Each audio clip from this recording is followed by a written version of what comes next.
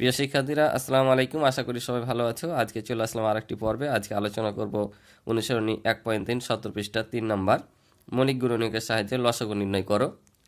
তো শুরু করার পূর্বে লসাগু কি সেটাই জানতে হবে এবং গুণনীয়কগুলো কি সেটাও জানতে হবে, আবার মৌলিক গুণনীয়ক কি সেটাও জানতে হবে। তো লসাগু অর্থ হচ্ছে লঘিষ্ঠ সাধারণ গুণিতক, অর্থাৎ এটা লসাগুর সংক্ষিপ্ত রূপ দেওয়া আছে। এটার পূর্ণরূপ হচ্ছে লঘিষ্ঠ সাধারণ গুণিতক।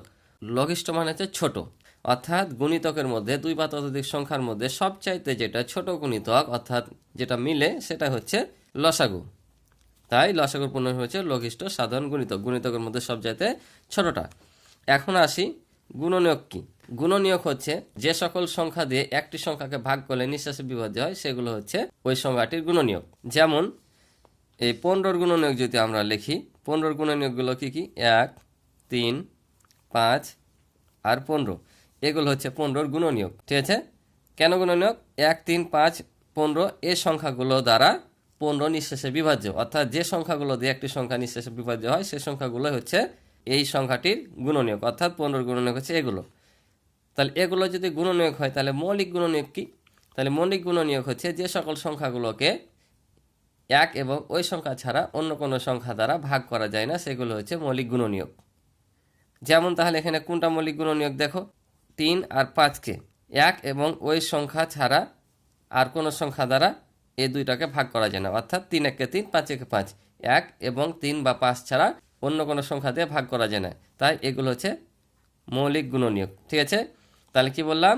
দুই বা ততোধিক সংখ্যা দিয়ে একটি সংখ্যাকে ভাগ করলে যদি নিঃশেষে বিভাজ্য হয় তাহলে যে সংখ্যাগুলো দ্বারা নিঃশেষে বিভাজ্য হবে সেগুলো হচ্ছে গুণনীয়ক, এবং গুণনীয়কগুলোর মধ্যে যার এক এবং ওই সংখ্যা ছাড়া অন্য কোনো সংখ্যা দ্বারা ভাগ করা যায় না সেগুলো হচ্ছে মৌলিক গুণনীয়ক। তাহলে 1, 3, 5 মৌলিক গুণনীয়ক। এই মৌলিক গুণনীয়কের সাহায্যে আমাদের এই লসাগুগুলো বের করতে হবে। আমরা গত পর্বে শিখেছিলাম 1 নম্বরে মৌলিক গুণনীয়কের সাহায্যে গসাগু বের করা। আজকে শিখব লসাগু বের করা। নিয়মগুলো একই যেভাবে করেছিলাম। এই যে গত পর্বে আমরা শিখেছিলাম মৌলিক গুণনীয়কের সাহায্যে গসাগু বের করা। ঠিক আছে? গসাগু বের করেছিলাম, সেম এভাবেই করা লাগবে অঙ্ক, জাস্ট এখানে একটু চেঞ্জ আছে। এগুলোতে কোনো পার্থক্য নাই, এভাবে বের করতে হবে। শুধু এই জায়গাটাতে একটু পরিবর্তন আছে। যারা আমার পূর্বের ক্লাস দেখেছো আর আজকে দেখবা তারা অবশ্যই বুঝতে পারবা, যারা না দেখেছো তারাও আজকে বুঝে নিবা। তো চলো আমরা অঙ্কগুলো করি। তা দেখো 3-এর কয় আছে? 15, 25, 30। তাহলে আমরা 15, 25, 30-এর গুণনীয়কগুলো বের করি, অর্থাৎ এগুলোকে উৎপাদকে বিশ্লেষণ করব। এগুলোকে কিন্তু উৎপাদক বিশ্লেষণ বলে, কারণ গুণনীয়কের অপর নাম হচ্ছে উৎপাদক। তাহলে দেখো 15কে কি কি দ্বারা ভাঙানো যায়। তাহলে এখানে আমরা কি করব? জোড় সংখ্যা যদি হয় তাহলে 2 দিয়ে যাবে, নাহলে 2 দিয়ে যাবে না। আর এগুলো ভাঙার সময় সবসময় মনে রাখবা যে যে সকল মৌলিক সংখ্যাগুলো আছে সেই সংখ্যাগুলো দিয়ে তোমরা ভাঙবা। যেমন 2, 3, 5, 7, 11 কত বড় বলেছিলাম যে এগুলো দিয়ে ভাঙতে হবে। ঠিক আছে? কোনো যৌগিক সংখ্যা দিয়ে ভাঙা চলবে না। তো সব সময় ছোট সংখ্যা মৌলিক সংখ্যা 2 দিয়ে ভাঙার চেষ্টা করবা, অর্থাৎ যদি কোনো সংখ্যার শেষে একক স্থানীয় অঙ্ক 0, 2, 4, 6, 8 থাকে তাহলে সেটা জোড় সংখ্যা। যত বড় সংখ্যা হোক সেটা 2 দিয়ে ভাগ হবে। যদি সেগুলো না থাকে বিজোড় সংখ্যা হয় তাহলে আর 2 দিয়ে যাবে না, তখন 3, 5, 7 এগুলো দিয়ে করবা। তাহলে এটা যেহেতু বিজোড় সংখ্যা সেহেতু কী দিয়ে করবো? 3 দিয়ে করবো। 3 দিয়ে যাই, 3 5 15। এটাকে আর কিন্তু যায় না, এখানে কিন্তু শেষ, এর আর কোনো গুণনীয়ক নাই। এবার 25, তাহলে 25কে কত দিয়ে যায়? 5 5 25, আর কিন্তু যায় না, এটাই শেষ। এবার 30কে দেখো,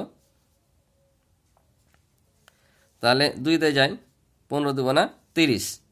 আবার এখানে যে সংখ্যাটা পাবো আমরা সেটাই বসিয়ে রেখে দেবো, যা আছে গুণ আছে গুণ দেবো। এবার এটাকে আবার ভাঙবো, কত দিয়ে যায়? 3 5 15। এভাবে মৌলিক সংখ্যা না আসা পর্যন্ত আমরা এভাবে ভেঙে যাব। যেমন শেষ সংখ্যা 5 চলে এসছে, মানে এটা একটা মৌলিক সংখ্যা, এক আর ভাঙা যাবে না।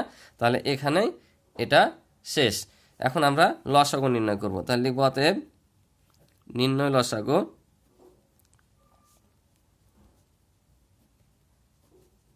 তাহলে এখানে একটা জিনিস লক্ষ্য করবা, আমি যখন গসাগু করিয়েছিলাম তখন কি বলেছিলাম যে এই উৎপাদকগুলো অর্থাৎ গুণনীয়কগুলো সব সংখ্যার মধ্যে থাকা লাগবে এবং যেটা সবচেয়ে কম থাকবে সেটা নিব। আর লসাগুর ক্ষেত্রে হচ্ছে এই গুণনীয়কগুলো সব সংখ্যার মধ্যে থাক আর না থাক সবগুলোই নিব। গসাগুতে বলেছিলাম যদি সব জায়গাতে থাকে নিব, আর লসাগুর ক্ষেত্রে যদি সব জায়গাতে নাও থাকে, মনে করো তিনটা সংখ্যার মধ্যে দুটা সংখ্যাতে নাই, একটা সংখ্যাতে আছে, তাও সেটা নিব। এবং কোনটা নিব? সবচেয়ে বেশি পরিমাণে যেখানে থাকবে সেখানে নিব। গসাগুতে যে কয়টা মিলেছিল অর্থাৎ কম ছিল নিয়েছিলাম, আর লসাগুর ক্ষেত্রে সর্বোচ্চটা নিব। কি বললাম? লসাগুর ক্ষেত্রে সর্বোচ্চটা নিব। যেমন দেখো এখানে 2 আছে, এখানে নাই, এখানেও নাই। গসাগু হলে কিন্তু আমরা এই 2কে নিতাম না, যেহেতু এই 2 জায়গাতে নাই। কিন্তু লসাগুর ক্ষেত্রে না থাকার পরও আমরা এখানে 2 নিব। এটাই হচ্ছে গুণনীয়কের সাহায্যে গসাগু ও লসাগুর পার্থক্য। সবই একই রকম ভাঙার স্টাইল, শুধু এই জায়গাটাতে ব্যবধান। গসাগুতে যেটা মিলবে এবং কমটা নিব, এবং উভয় সংখ্যার মধ্যে থাকা লাগবে। লসাগুর ক্ষেত্রে যে কোনো একটি সংখ্যার মধ্যে থাকলেও নিব এবং সর্বোচ্চটা নিব, সবচাইতে বেশিটা নিব। যেমন এখানে আছে 3, এখানে আছে 5, অর্থাৎ নাই, এখানে 3 আছে, তারপর আমরা একটা 3 নিব, যেহেতু একটা করেই আছে সব জায়গাতে। যেমন এখানে আছে 5, এখানেও আছে 5, এখানেও আছে 5, কিন্তু এখানে একটা, এখানে 2টা, এখানে একটা, তাহলে কোনটা নিব? সর্বোচ্চটা নিব। গসাগু হলে কি নিতাম? শুধু একটাই 5 নিতাম, যেহেতু 5 উভয় জায়গাতে আছে এবং একটাই আছে কম। আর লসাগুর ক্ষেত্রে আমরা না থাকলেও নিতাম, এবং কোনটা নিব? সর্বোচ্চতা নিব। যেমন এখানে 2টা আছে, এখানে 2টা নিব। তাহলে আশা করি তোমরা গসাগু আর লসাগুর পার্থক্য বুঝতে পারছো, যে মৌলিক গুণনীয়কের সাহায্যে কিভাবে করতে হয়। তাহলে আমাদের সব নেওয়া হয়ে গেছে। এখানে একটা, 2টা, একটা ছিল, সর্বোচ্চটা নিলাম। এখন আমরা এটা কি করব? গুণ করে দেব। তাহলে 3 × 6, 5 × 6 30, আর 3 × 5 = 15, অর্থাৎ 150 হবে উত্তর। আশা করি তোমরা লসাগু বের করার নিয়ম শিখেছ। এবার দেখো খ নাম্বারটা। তাহলে এগুলো আমরা কি করব? সেমভাবে ভেঙে নেব। তো দেখো জোড় সংখ্যা এটা 2 দিয়ে যাবে, কত হবে? 11 × 2 = 22। 11 কি কার ভাঙা যায়? যায় না, যেহেতু এটা মৌলিক সংখ্যা। তারপর হচ্ছে 88। 88কে যদি আমরা ভাঙি তাহলে 44 × 2 = 88, ঠিক আছে? তাহলে আবারও 44কে ভাঙা যায় কত দিয়ে? 22 × 2 = 44 হয়। তাহলে এই দুটা 2 থেকে যাবে, যা আছে তাই। এটাকে আবার ভাঙবো, কত? 11 × 2 = 22। আবারও 11 মৌলিক সংখ্যা চলে এসে, এটাকে আর ভাঙা যাবে না, রেখে দিলাম। এবার ভাঙবো 132কে, 132। তাহলে 132, আবারও দেখো এখানে 2 আছে, তাহলে এটা জোড় সংখ্যা, তাহলে এটাকেও 2 দিয়ে ভাগ করা যাবে, অর্থাৎ নিশ্চয়ই বিভাজ্য। 2 দিয়ে যদি ভাগ করি তাহলে দেখো 6 × 2 = 12 এ পর্যন্ত নিলে, তাহলে 6 × 2 = 12। মুখে মুখে ভাগ করা শিখবা তোমরা, যেহেতু একটু বড় হয়েছ। তাহলে 6 × 2 = 12 যদি হয়, তার ধরে 12 বার দিলে 1, আবার এই 2 নামে আবার 12 হবে। আবারও 6 × 2 = কত হবে? 12, অর্থাৎ 66 × 2 = 132। তাহলে আবারও এই 66কে ভাঙানো যায় কত দিয়ে? 2 দ্বারা। তাহলে 33 × 2 = 66। এবার 33কে কত দিয়ে ভাঙা যায়? 3 দিয়ে। 3 × 11 = 33, ঠিক আছে? এবার হচ্ছে 198কে ভাঙবো, যেহেতু এটাও জোড় সংখ্যা, আবারও কত দিয়ে যাবে? 2 দিয়ে যাবে। তাহলে 2 দিয়ে ভাগ করলে কত হবে? 9 × 2 = 18। তাহলে 19 থেকে যদি 18 বাদ দিই কত হয়? 1 হয়। আবার 8 নামে 18 হবে, তাহলে 9 × 2 = 18। তাহলে আবারও এটাকে ভাঙা যায় কত দিয়ে? 3 দিয়ে। 2 দিয়ে যায় না, 3 দিয়ে যাবে। 3 × 3 = 9, 3 × 3 = 9। আবার কত দিয়ে যাবে? এখানে 2 3 আছে, বসিয়ে দিলাম। এটাকে আবার ভাঙবো, 3 × 11 = 33। তাহলে আমাদের ভাঙানো শেষ। এখন কোনটা কোনটা নিতে হবে আমরা দেখি। তাহলে লিখি নির্ণয় লসাগু। এখানে বিভিন্নভাবে দিতে পারো এই সংখ্যাগুলো উঠিয়ে এত এর লসাগু, অথবা সংখ্যাগুলোর লসাগু, বা নির্ণয় লসাগু, যেভাবে দাও না কেন একই কথা। আমি এভাবেই লিখে থাকি। তাহলে এখন দেখো যে 2 তো আছে, তার মানে কোথায় আছে না আছে দেখার বিষয় না, সব চাইতে কোথায় বেশি আছে সেটা দেখব। তাহলে আমরা নিব কোনটা থেকে বলেছি? সব সময় এই শেষের উৎপাদক থেকে, ঠিক আছে? শেষেরগুলো থেকে, এগুলো থেকে কিন্তু না, ভিতরে উপরেরগুলো থেকে না, সব সময় শেষটা থেকে নিব, মানে প্রত্যেকটা সংখ্যার শেষটা থেকে নিব, ঠিক আছে? তাহলে এখানে দেখো 2 আছে, এখানেও 2 আছে, কিন্তু সর্বোচ্চ কোথায় আছে দেখে নিই। তো সর্বোচ্চ আছে 3 বার, তাহলে আমরা এখানে 3 বার 2 নিয়ে নেব। তারপর 3 দেখো কোনো জায়গাতে থাক আর না থাক নিতে হবে। গসাগু হলে সব জায়গাতে থাকলে নিতাম, কিন্তু লসাগুর ক্ষেত্রে সব জায়গাতে থাক বা না থাক আমাদের নিতে হবে। তাহলে 3 আছে, এবং কোনটা নিতে হবে? সর্বোচ্চটা নিতে হবে। তাহলে এখানে 3 আছে 2 বার, 2 বার নিলাম, ঠিক আছে? আরও বেশি থাকলে আরও বেশি নিতাম। তারপরে এখানে দেখো 5 নাই, 7 নাই, 11 আছে। তো 11 আছে, একবার আছে সর্বোচ্চ সব জায়গাতে, তো একবার 11 নিব, ঠিক আছে? এখন এগুলোকে কি করব? গুণ করে নিব। তাহলে 2 × 2 = 4, 4 × 2 = 8, 3 × 8 = 24, 3 × 24 = 72। এখন 72কে 11 দ্বারা আমরা কি করব? এখানে গুণ করে নিব।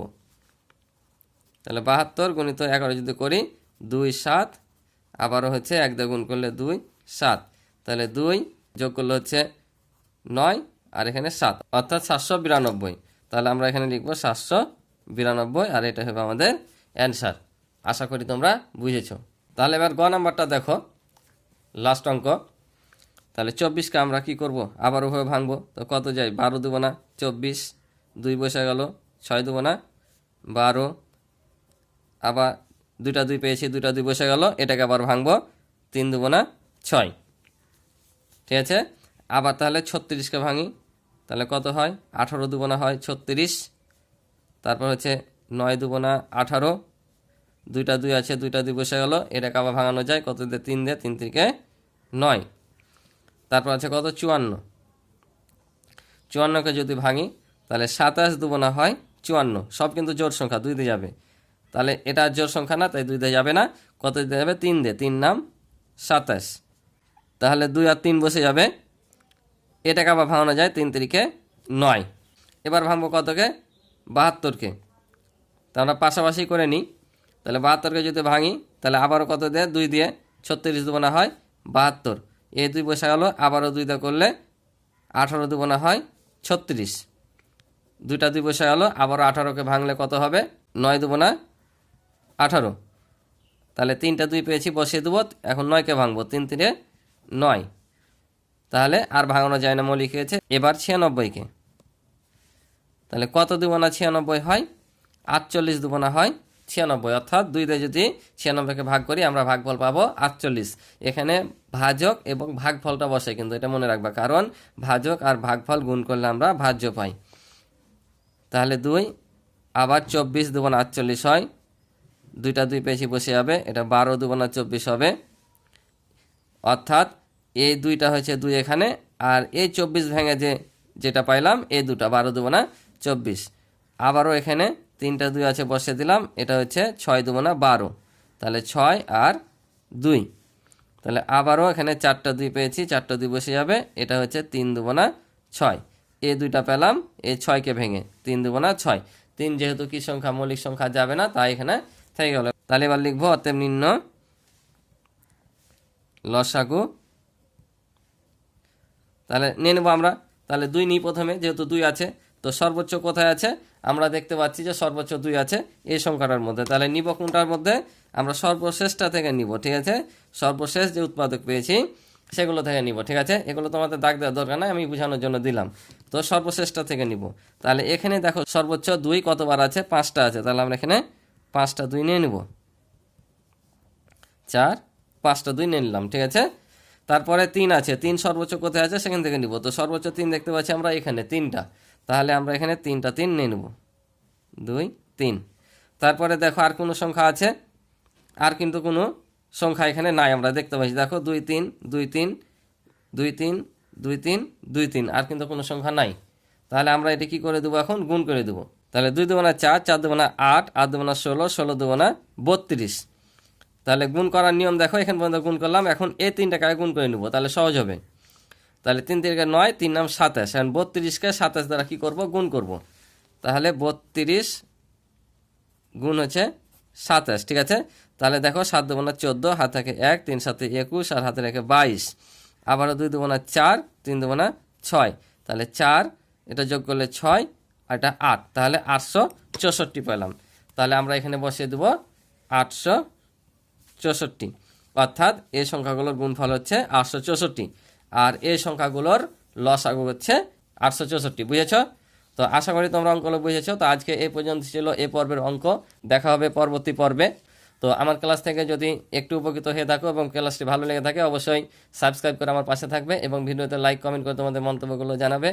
আর আমার সম্পূর্ণ ভিডিও পেতে তোমরা এই ভিডিওর ডিসক্রিপশানে আমার সম্পূর্ণ ভিডিওর লিঙ্ক পেয়ে যাবে, অথবা আমার চ্যানেলে গিয়ে প্লে লিস্টের মাধ্যমে সম্পূর্ণ ভিডিও তোমরা দেখতে পারবা।